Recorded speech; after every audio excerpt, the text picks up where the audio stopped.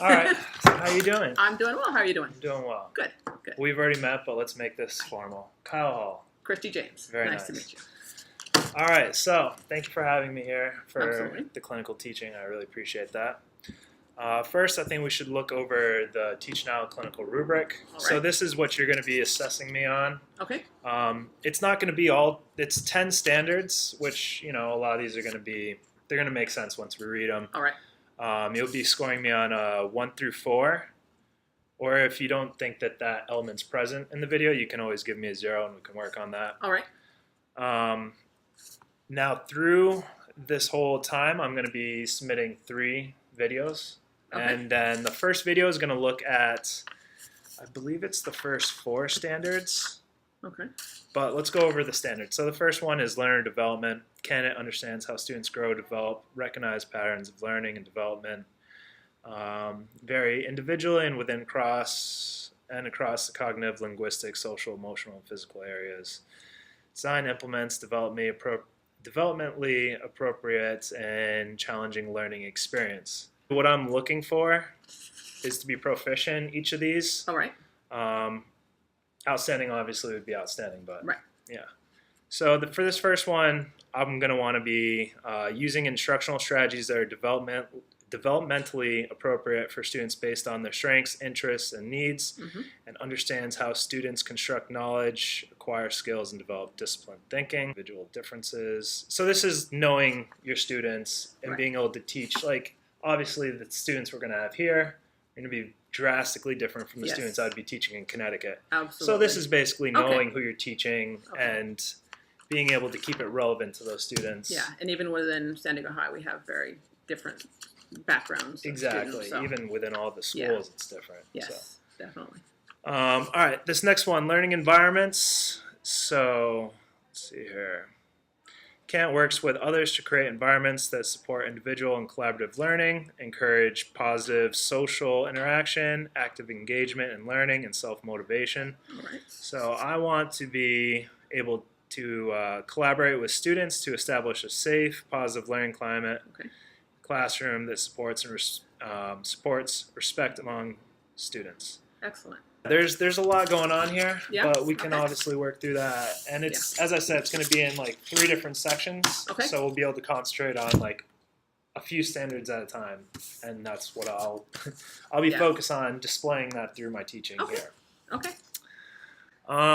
So as far as ideas for kind of what we're going to be doing lesson-wise, let's see here, it won't be this week, but the week following. Okay.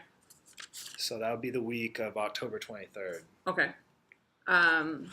Well, kind of like you said, I just did some assessments on the kids on Friday because we've been doing a couple different things. We did order of operations in my applied math class. Yeah. And fractions, and they are still struggling with fractions. So I want to continue with the fractions lessons. So we can, I think if you can bring other stuff to the table for the fractions, because fractions are very boring and they don't understand it.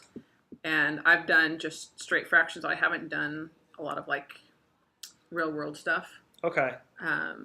So we can do like pizza, cutting up pizza, cutting up cake, something that they'd be totally into, especially if we had cake or pizza. I could probably arrange that. They would totally be into that. And we also need to work on making change. And I've tried to bring some real world stuff in because for applied math, these kids aren't going to graduate. They're not going to get a diploma, but they need to know how to do basic math, how to make change, what to expect for change. And so that's kind of the next areas I want to go into. And I need to, I'm trying to tie it in with integrated math as much as possible, but the gen ed classes, so we're touching on little parts of it. And I work with kids in regular math, and I don't know that these kids can approach that. So maybe you can help me come up with ideas on how to make the grade level math accessible to our kids. Absolutely. Or at least parts of it. Yeah. I'd be very interested in kind of brainstorming and figuring that stuff out. Yeah. As far as tools and manipulatives for that kind of, for like the making change and things like that, do you have anything? Yeah, here? I have like the little fake the fake money. All right, cool. Actually, it's in my shed. I have to get it, but I have it. Yeah. Yeah. No, I'd like to do that. That sounds good. Yeah, they'd be into it. Cool. So that kind of will get me started in there. And Yes. Yeah. I know I'm already familiar with the students, but right. that'll get me kind of just get them used to me leading the class, and that'll be good. Yeah. So, are there routines that you have in this class that are ingrained that we should keep going? There are. So when the kids come in, I automatically give them two multiplication tests. Kind of like what I did. Kind of like what you did. Yeah, right. Just to get them focused on math. I find when I don't do that, then they're on their phones and they're taking a while to get focused. And I do time tests, and they seem to love the time tests. They do like that. They do. They? They are totally into it. Okay. And the one student in particular, Tate, he wants to be done first, and that's his reward. Classroom expectations. Classroom expectations. I expect everybody to be respectful and participate in the lessons. I have a couple of kids that try to not do it. I don't want to do it. I want to sleep. Do the work. But it's a lot. It depends on the student. And as you get to know the student, you'll know which ones you can talk to in front of the class and which ones you need to talk to them over to the side. Fair enough. And last year I had kids that didn't want to do anything and called home, tried everything, and they didn't care. So those kids, you try to keep them engaged. You try to reach them on different levels. Dude, you're going to need this for, if you want to graduate, you're going to need this, for real life. Yeah. And come up with scenarios where they would need it. And sometimes it's a struggle, but like reading or writing.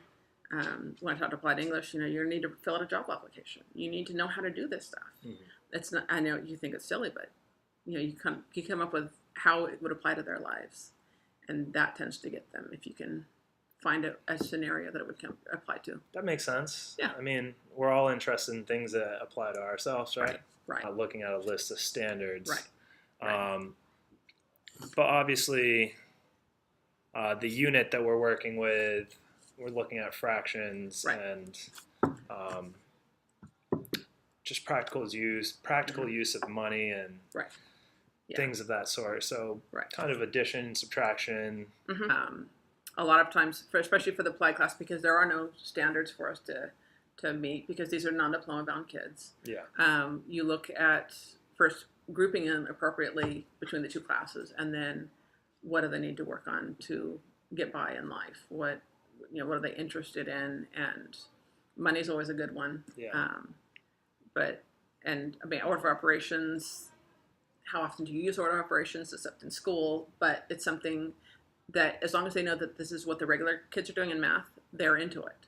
They buy into it, and it's something that they can achieve. Carlos uses his multiplication chart. He always said, or use a calculator. And he says, I have the right to do this. It's on my IEP. And I said, okay, try doing it without it. And that's why we do the math bingo, because he's learning his facts, and he's so excited now. And he's like, I did that without my calculator. I did this without the sheet. That's awesome. So it's just a lot of repetition, and that's what the kids use, a lot of repetition on their basic skills to make it more ingrained for them.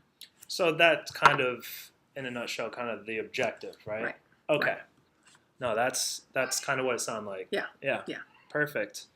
And then I know I'll understand this as as I get to know the kids even better, but are there any modifications or differentiation or like? Well, like with Carlos using the calculator, if he needs it. So it's differentiating a little bit. So they still get the same level of work.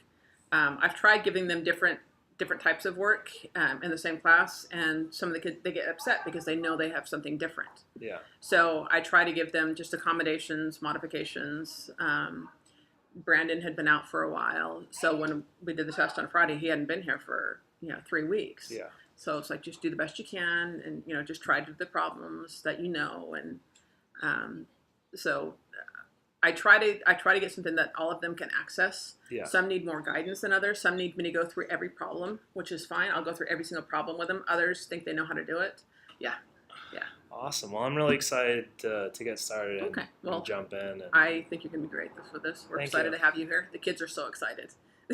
I'm excited. They keep asking when you're starting. Yeah. So at